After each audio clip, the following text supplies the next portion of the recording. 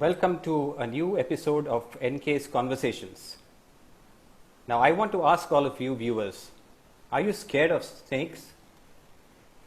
And when you look at a snake, do you see their forked tongue and beady eyes? Is that what scares you? Well, you don't have to be scared at all. That's what Atul Pai has to tell us today in this episode. Now, snakes are as harmless as anybody else. But unfortunately, they are also poisonous. But you don't have to be scared.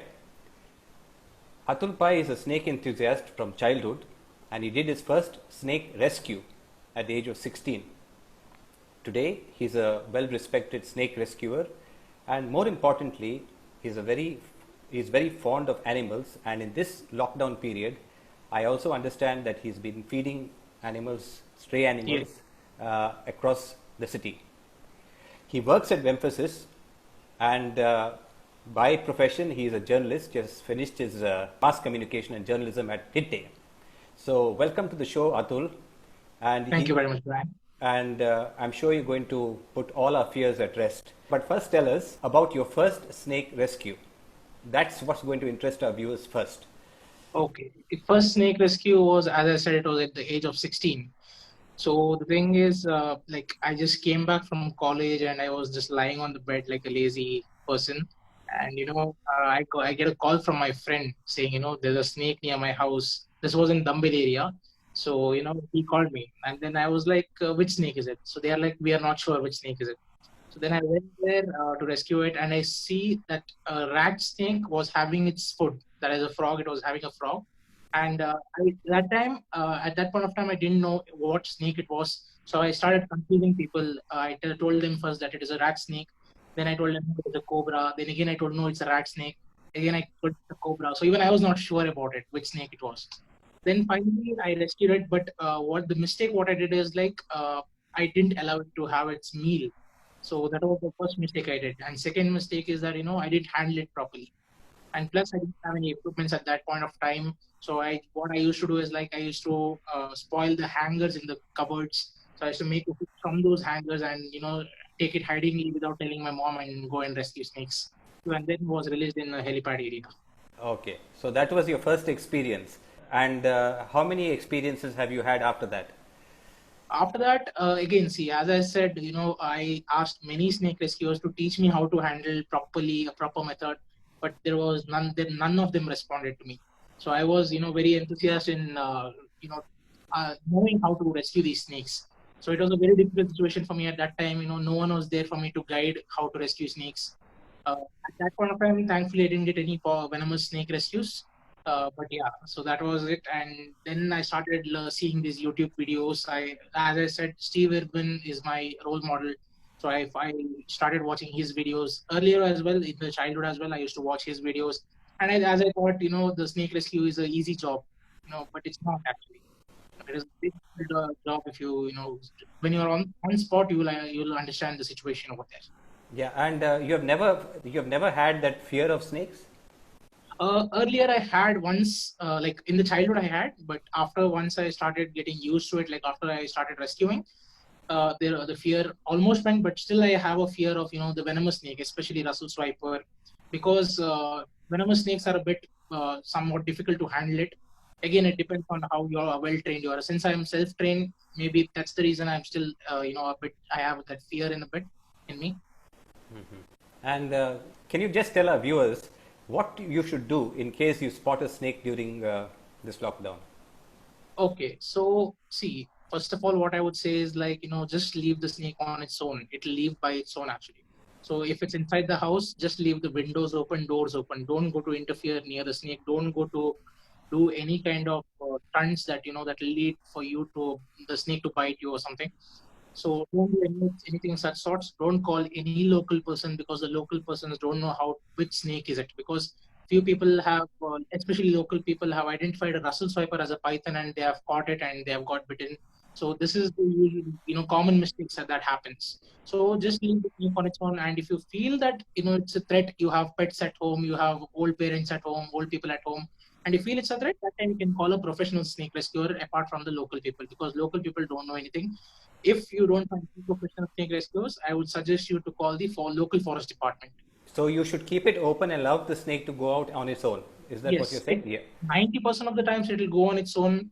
But just in case if it doesn't go, then you can call us. We are there 24/7 to help you guys. Okay. And in India, which are the snakes that are the most found and the most venomous, perhaps? In the world, there are about 3,000 snakes, 3,000 plus species of snakes. But in India, there are only 300 species of snakes. But still, they are being discovered. New species are being discovered.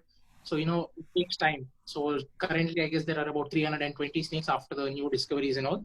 So, out of those 300 plus snakes, I can say about 15 are venomous. Again, cutting those 15, there are only four snakes that are medically considered important. These are the four snakes that cause number of deaths in India every year. So the first one will be the spectacled cobra, commonly known as Nagarhau in Mangalore or the Karnataka region. And second one is the saw-scaled viper, which is known as a mandala. And third one is the Russell's viper, which is known as Kandodi hau, which is one more dangerous snake. And fourth one is the common Indian crate, that is known as Kattakadambala. So these are snakes that are known as medically important snakes. And actually, if you go to see, all the four snakes are, I can say, as per my experience, are harmless snakes. None of them wants to attack you, but just in case if they feel cornered or threatened, only then they try to attack you. But in the coastal region, which of these four are more common? The cobra. In the coastal region, out of the four, three are common. One is great, one is Russell's viper, and one is spectacled cobra. And So how many are usually not found. of these venomous snakes, these four ones that you mentioned, the three ones that are in coastal Karnataka, how many of them have you rescued? I have not rescued crate, but I have rescued a spectacled cobra and a Russell's viper. Okay, just tell me very briefly about the cobra when you rescued it. Okay. The cobras, basically, these are considered as god. They, like in Hindu religion, we consider it as god. Yes. So, we worship them and everything. But just in case if you spot a cobra, first thing what it will do is, like, if it feels threatened or if it feels cornered, it will raise its foot. So when it stands like that, it just gives you a warning. That doesn't mean that, it's trying to attack you. It's giving you just a warning that, just get away from me. I don't want to waste my venom on you. So because the venom for a snake is as precious as, a diamond. Because what happens is, like, they don't want to waste their venom because they have to use it for their prey. Not just cobras, each snake don't want to waste the venom on you. And every snake gives you a warning except crate. Except common crate, every snake gives you a warning. Cobras raise their hood, so that's their common, feature of giving you a warning. And spectacled cobra, you can say, how do you identify spectacled cobra? There's a spectacle mark behind, like, if you have seen the photo. But not all cobras have a mark. So depends on the cobra. It depends on how old it is. So that is only identified by a rescuer, special rescuer, the professional rescuers. They will identify it immediately by seeing the scales. Suppose you are bitten by a snake. What first aid can you give? Let's say the snake is not rescued and you're bitten by a snake. What is it that you do immediately? Okay, so you're bitten by a snake. Number one thing is that, if you have any like this chains or bangles in your hand, if it's bitten in the hand, just remove those because that creates a blockage over there. So that is the first thing you have to remove if there's anything, just in case you're bitten on the hand. Second thing is that calm the person. Don't tell them you've been bitten by a venomous snake and you're going to die soon and all these things, because what happens is, like, the moment you tell this thing to the victim, so they'll start taking tension, and the moment you start taking tension, the BP raises, and since the venom is inside the blood, so the BP and the venom flows faster to your the parts of your body, and that is the faster time you will die soon. So the best thing is to prevent people talking negative. Don't surround with people. So that is another thing.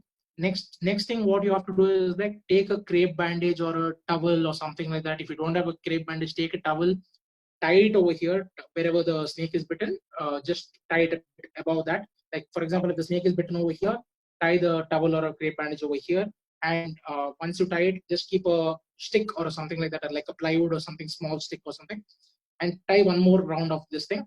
And just like how these fracture people wear this thing, right? to keep their hands stable. So that's how you have to keep your hands just in case if you're bitten, and immediately rush to the hospital. There's no like time limit when you have to go to the hospital, nothing like that. Just go as soon as possible. Inform the doctors that you have been bitten by this snake, and then uh, for all these four snakes, whichever I said considered medically important. So there's only one antivenom as of now available, that is called as polyvalent snake antivenom. All right, so that is the only snake antivenom available right now in India. But is that anti-snake venom common for all the snakes? I mean, what's the how does it work? For these four snakes, these four snakes, just the polyvalent antivenom is common. Okay, and it's generally available in hospitals.